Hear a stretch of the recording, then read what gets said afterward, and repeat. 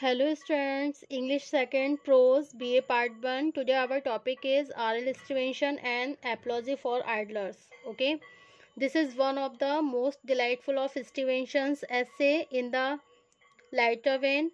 Its humor is characteristically estimation like all his work. Okay, it is really autobiographical. At school and colleges he was a pattern of idealness.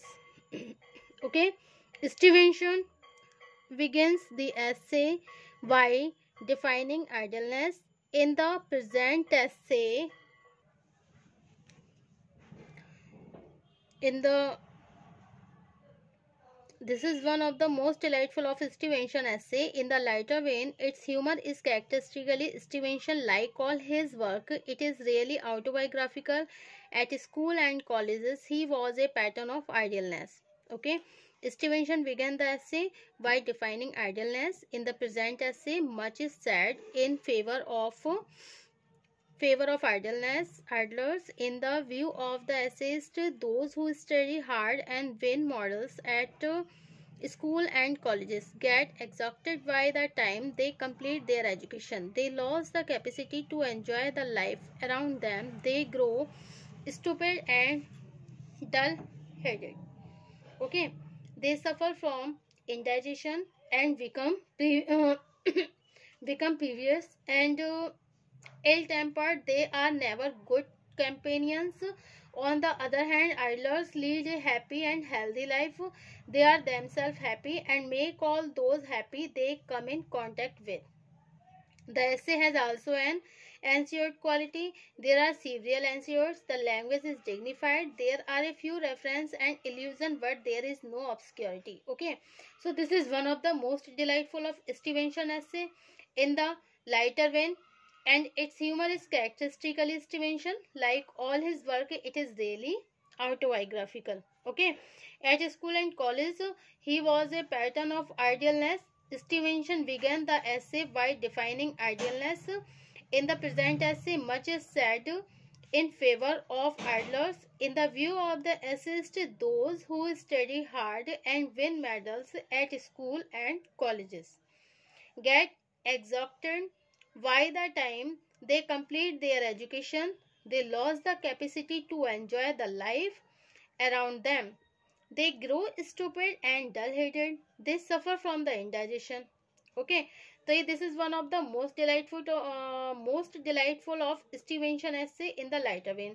हल्के मिजाज या मनोदशा में लिखा गया यह स्टीवेंशन का सबसे अधिक सुखद आनंददायक निबंध है. Okay, this is one of the most delightful. ये बहुत ज्यादा आनंददायक, हल्के मिजाज या मनोदशा में लिखा गया यह स्टीवेंसन का सबसे अधिक सुखद और आनंददायक निबंध है. किसका? स्टीवेंसन ऐसे. In the lighter when it's humour is characteristically, और इसका जो हास्य है लक्षणात्मक रूप से स्टीवेंसन से ही संबंधित है. Okay, characteristically Stevenson like all his work, और इनकी सभी रचनाओं की तरह इट इज रियली ऑटोबायोग्राफिकल. ये भी आत्मकथात्मक है, मतलब आत्मचरित्र के रूप में है वास्तव में. And at school and colleges, school है और कॉलेज है, वह ही was a pattern of idleness, वह खालीपन का ही नमूना है. ठीक है, मतलब एक तरीके से वो स्कूल हो या कॉलेज हो, वह आलस्यपन का नमूना था. Okay, Stevenson began the essay by defining idealness. Stevenson आलस्यपन को परिभाषित करते हुए निबंध की शुरुआत करते हैं. स्टीवेंसन आलस्यपन को परिभाषित करते हुए निबंध को शुरू करते हैं. ओके, इन द प्रेजेंट एसे, वर्तमान निबंध में आलसियों के पक्ष में काफी कुछ कहा जाता है. Okay, in the present essay much is said in the favour of the idlers. तो इन द प्रेजेंट एसे मतलब काफी कुछ कहा गया है आलसियों के पक्ष में. Okay, in the view of the essays, निबंधकार के विचार में. दोज हु स्टडी हार्ड, जो कठिन परिश्रम करते हैं. Win models at school, win models at school, win models and school मतलब वर्तमान समय में आलसियों के पक्ष में काफी कुछ कहा गया है कि निबंधकार के विचार में जो लोग कठिन अध्ययन करते हैं तथा स्कूल और कॉलेज में मेडल जीतते हैं. Okay, get exhausted by the time, वो थक जाते हैं. वो शिक्षा समाप्त होने तक थक जाते हैं। Okay, they complete their education, मतलब जब तक वो अपनी शिक्षा प्राप्त करते हैं तब तक वो पूरी तरह से थक जाते हैं। Okay, they lose their capacity to enjoy the life around them. They lose their capacity, वो अपनी सारी कैपेसिटी खो देते हैं। उनकी जो क्षमता होती है अपने चारों तरफ जीवन का आनंद लेने की क्षमता जो है ना, वो चारों तरफ उनके जीवन का जो आनंद लेने की क्षमता है वो पूरी तरह से खो देते हैं। दे लॉस देयर कैपेसिटी, अपनी कैपेसिटी क्षमता को खो देते हैं। टू एंजॉय द लाइफ, अपने जीवन के चारों तरफ जो भी मतलब सुख होता है शिक्षा को, मतलब अपनी शिक्षा समाप्त करते करते उनकी जब शिक्षा समाप्त होती है तब तक वो इतना थक जाते हैं कि अपने चारों तरफ के जीवन के जो आनंद होते हैं उनको भी नहीं ले पाते हैं और उनकी क्षमता खो जाती है। Okay, they grow stupid and dull headed, और वो कैसे हो जाते हैं, वे मूर्ख नीरस मस्तिष्क के हो जाते हैं। कैसे हो जाते हैं, मूर्ख तथा नीरस मस्तिष्क के हो जाते हैं। वे अपच से पीड़ित हो जाते हैं। Okay, they suffer from indigestion, अपच से पीड़ित हो जाते हैं। And become peevish and ill tempered, और चिड़चिड़े और बुरे स्वभाव के जाते हैं तथा चिड़चिड़े और बुरे स्वभाव के हो जाते हैं। They are never good companion, वे कभी अच्छे मित्र नहीं होते हैं। They are never good companion, वो कभी भी अच्छे मित्र नहीं होते हैं। ऑन द अदर हैंड, दूसरी तरफ, idlers lead A happy and healthy life, जो दूसरी तरफ क्या है, वे लोग कैसे हो जाते हैं, दूसरी तरफ आलसी व्यक्ति एक प्रसन्न और स्वस्थ जीवन व्यतीत करते हैं। मतलब दूसरी तरफ जो मतलब आलसी व्यक्ति होते हैं, on the other hand idlers lead A happy and healthy life, जो आलसी व्यक्ति होते हैं वो एक बहुत ही खुशीपूर्वक और एक बढ़िया स्वास्थ्य जीवन जीते हैं।